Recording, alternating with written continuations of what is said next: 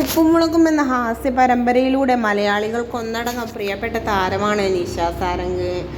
നിഷ സാരംഗ് നീലുവായി അഭിനയിക്കുകയല്ലായിരുന്നു, ജീവിക്കുകയായിരുന്നു എന്നാണ് ആരാധകരുടെ ഒന്നടങ്കമുള്ള പ്രതികരണം.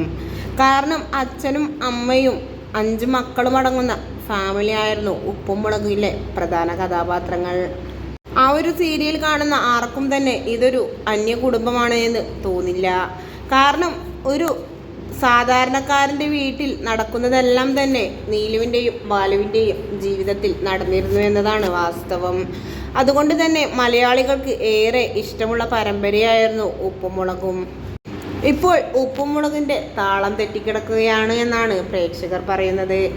കാരണം ബാലു ഇപ്പോൾ പീഡന കേസിൽ പ്രതിയായിരിക്കുകയാണ്. അതുകൊണ്ട് തന്നെ ഉപ്പുമുളകും പ്രേക്ഷകർ പാടെ സീരിയൽ ആരാധന നിർത്തിയെന്നാണ് അറിയാൻ കഴിയുന്നത്. അതിനിടയിൽ ഇപ്പോൾ പുറത്തു വരുന്ന വാർത്തകൾ എന്തെന്നാൽ നീലു വിവാഹിതയായി എന്നാണ്. പല വാർത്താമാധ്യമങ്ങളും ഇത് പങ്കുവെച്ചുകൊണ്ട് എത്തുകയും ചെയ്തു. കഴിഞ്ഞ ദിവസം ഇൻ്റർവ്യൂവിന് വന്ന നിഷ സാരംഗ് സിന്ദൂരവും താലിയുമെല്ലാം അണിഞ്ഞിട്ടായിരുന്നു വന്നത്. അതുകൊണ്ട് തന്നെയാണ് ആരാധകരിൽ ഇങ്ങനെയൊരു കൺഫ്യൂഷൻ ഉണ്ടാക്കിയതും. താരത്തിൻ്റെ ഭർത്താവിൻ്റെ പേര് റോയ് എന്നാണ് എന്നും പല പ്രമുഖ ഓൺലൈൻ മാധ്യമങ്ങളും വ്യക്തമാക്കുന്നുമുണ്ട്.